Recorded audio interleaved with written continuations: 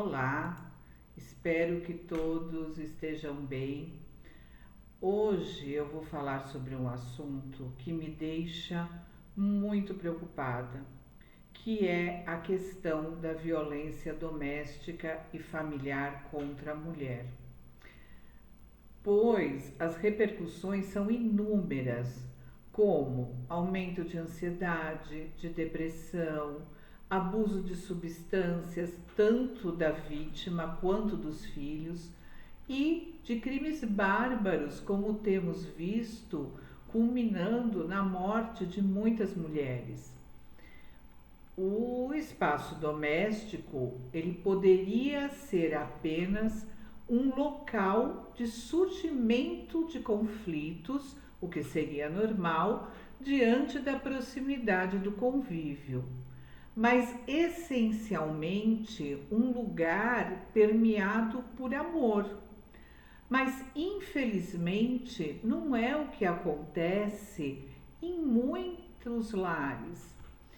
Eu fui em um evento do Instituto Pro Vítima, e onde também estava a nossa presidente, a professora doutora Celeste Leite dos Santos, nessa semana, e ouvimos mais um relato dramático que me deixou muito triste e indignada. Eu fiquei pensando muito nessa situação, sobre uma mulher que foi queimada com ferro de passar roupa pelo marido. Quem relatou o caso foi orientada por ela, né, como deveria proceder em relação ao mesmo. E aí eu estava lembrando de uma pergunta que nos é feita no início do curso de Direito. O que vem primeiro, o fato ou a norma? Certamente o fato, né? E depois a norma. Então, diante de tantos fatos, elabora-se uma norma, né? Felizmente, nós temos a Lei Maria da Penha, que foi uma lei sancionada em 7 de agosto de 2006 pelo presidente Luiz Inácio Lula da Silva. Portanto, essa lei já está em vigor há 17 anos. E essa lei conceitua a violência doméstica e familiar de forma detalhada. Então, sobre as formas que essa violência pode ocorrer, e a lei também estabelece mecanismos de prevenção e proteção à mulher em situação de violência doméstica. Então, essa lei, ela trata, de uma forma geral, do maior rigor nas punições relativas às agressões contra a mulher ocorridas tanto no âmbito doméstico ou familiar. E aí o artigo 5º da Lei Maria da Penha, ela diz que violência doméstica e familiar contra a mulher é qualquer ação ou omissão baseada no gênero que lhe cause morte, lesão, sofrimento físico, sexual ou psicológico e dano moral ou patrimonial. Lembrando um pouco da história da senhora Maria da Penha, ela é, né, farmacêutica, nasceu no ano de 1945 em Fortaleza. Ela cursava o mestrado em farmácia na Universidade de São Paulo, onde ela conheceu o seu marido, o senhor Marco Antônio Herédia Viveiros. Ele era colombiano e fazia pós-graduação em economia em 1974, ou seja, 2 universitários e pós-graduados. No ano de 1983, o seu marido, o senhor Marco Antônio, tentou assassiná-la 2 vezes. Ele era um homem, pelos relatos que eu li, tudo isso por relatos, muito sedutor e, segundo as notícias, a tratava muito bem. E, como eu falei, ele tentou matá-la 2 vezes. Ela lutou muito para a condenação do seu agressor. Ela tem mais de 70 anos atualmente, 3 filhas, e é hoje uma das principais líderes do movimento pela defesa dos direitos da mulher. A Maria da Penha, ela enfrentava o chamado ciclo de violência, ou seja, essa violência que ocorre em ciclo, ou seja, aumenta a tensão do casal, ocorre o ato de violência e, como forma de amenizar e continuar obtendo a vantagem e até manter esse relacionamento, o agressor pede desculpas, né? Diz que ama e aí inicia um período de lua de mel. E assim dificulta a percepção da necessidade de dissolução do vínculo antes da tragédia anunciada. No caso da Maria da Penha, quando ela engravida e ele obtém a cidadania brasileira, ele começa a demonstrar seu verdadeiro caráter. Então, em sua primeira tentativa, ele tentou atirar nela, simulando um assalto. Na segunda tentativa, ele tentou eletrocutá-la.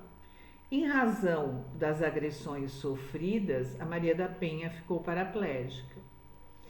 Ela lutou por quase 20 anos para que seu ex-marido e agressor fosse punido. Em 2001, a Comissão Interamericana de Direitos Humanos condenou o Brasil por negligência e omissão. Depois de 9 anos, o seu marido foi condenado a 8 anos de prisão. Porém, com auxílio de recursos judiciais, ele cumpriu apenas 2 anos.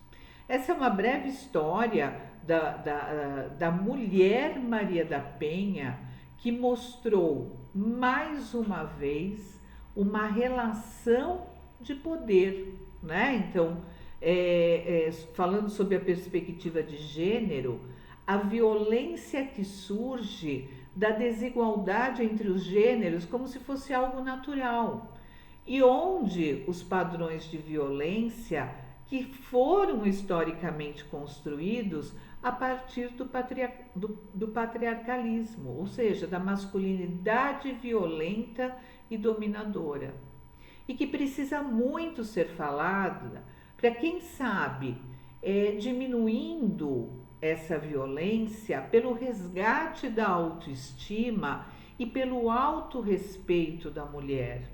Eu não estou falando de conceitos vazios, mas de um trabalho árduo, das mulheres olharem para questões de desrespeito e darem um basta. O homem, ele vai dando indícios e muitas vezes nós vamos desculpando, né? Então, como se fossem momentos de fragilidade emocional. Mas ficar atenta ao caráter desse homem é fundamental. E é como eu falei, a questão do ciclo da violência, o funcionamento, a dinâmica desse homem acaba sendo dessa forma, né? Então, é claro que ele busca alguns interesses. É importante lembrar que aqui no Brasil existe uma série de instituições que tem como objetivo combater a violência no âmbito familiar. Então, a mulher que sofre violência, ela não está desamparada. Muitas vezes ela não tem o conhecimento e nem recursos emocionais para enfrentar essa situação. Mas nós temos juizados distribuídos por todo o território nacional. Há aproximadamente 400 delegacias especializadas no atendimento à mulher. Nós temos centros de referência para tratamento das vítimas e casas também que servem como abrigo temporário, ou seja, tem uma rede de apoio à vítima. A violência contra as mulheres é uma das formas mais comuns de abuso dos direitos humanos e de feminicídios. Contudo, uma das menos reconhecidas, pois tem dados divulgados por órgãos de pesquisa que pelo menos uma em cada 3 mulheres do mundo já sofreu alguma forma de abuso durante a vida. Essa agressão do parceiro íntimo, ela é acompanhada de agressão psicológica. A distinção entre a violência contra as mulheres e outros tipos de violência se faz necessária, uma vez que a mulher tem uma probabilidade significativamente maior de ser violentada, inclusive por membros de sua própria família. Embora essa forma de violência esteja frequentemente associada ao contexto das relações heterossexuais, ela também se manifesta nas relações homoafetivas e também na população trans. Alguns ativistas acreditam que o combate à violência doméstica só surtirá efeito a partir do momento em que a sociedade estiver livre do sexismo, uma vez que ele é um dos responsáveis pela chamada hierarquização de gênero, ou seja, quando se coloca o homem em um patamar acima das mulheres ou vice-versa. Eu acho importante ressaltar que na questão da violência doméstica é um somatório, né? Então, a necessidade do conhecimento dos direitos, pois a Lei Maria da Penha, ela prevê um atendimento multidisciplinar às vítimas de violência doméstica, que o que significa? Assistência jurídica, de saúde e psicológica. E o primeiro sentimento da mulher é de desamparo, pois muitas vezes falta o conhecimento do que já existe. Por isso que precisa ser muito falado sempre. Criação de leis que reforçam a punição dos criminosos, aprovação do Estatuto da Vítima, atividades como um projeto de defesa pessoal do Instituto Pró-Vítima também, que trabalha não só a questão de defesa pessoal, mas a questão de valores, as questões emocionais, atividades de lazer e a prevenção. E a prevenção com trabalhos feitos por psicólogos desde a pré-escola, com meninas e meninos, visando o desenvolvimento da autoestima, do respeito a si mesmo e ao próximo. E também, é claro, é um trabalho psicológico remediativo, né? Com o acolhimento e o apoio das vítimas são fundamentais. Formação adequada de profissionais capacitados para o restabelecimento da saúde mental das vítimas. Essa rede de apoio, ela não pode ser esquecida e, como sempre falo, é um trabalho árduo e de formiguinha. Eu gosto de usar esse termo, pois ele precisa ser constante para ter uma mudança de mentalidade e fortalecimento emocional. É isso que eu queria falar e espero que tenha sido útil. Como mulher, como psicóloga e advogada, eu entendo que eu tenho que falar sobre aquilo que eu conheço e que me deixa tão indignada, pois com tantas pessoas lutando pela vida, Nós precisamos lutar por um mundo melhor com as ferramentas legítimas que temos, né? E o que eu acho muito importante é ficarmos atentas aos sinais, aos indícios, né? As questões em um relacionamento, elas não acontecem do nada, né? Então, nós precisamos ter o conhecimento e ter o equilíbrio emocional para lidar com as situações conforme elas se apresentam. Bom, se vocês puderem, se inscrevam no canal e o divulguem para os seus amigos, né? E que essa questão da violência doméstica seja muito falada, porque só assim nós conseguiremos de alguma forma lidar com ela e enfrentá-la de uma forma assertiva.